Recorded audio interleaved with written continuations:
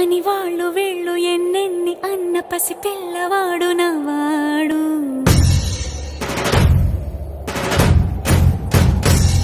విడుముండోడు అని ఊరు వాడ అనుకున్న గాని మహారాజు నాకు నవ్వాడు.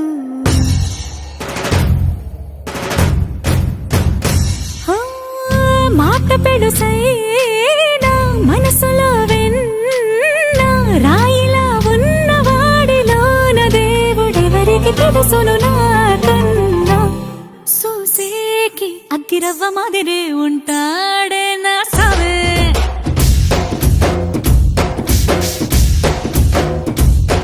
మెత్తాని పత్తి పువ్వుల మరేసంటాడే నా సావే.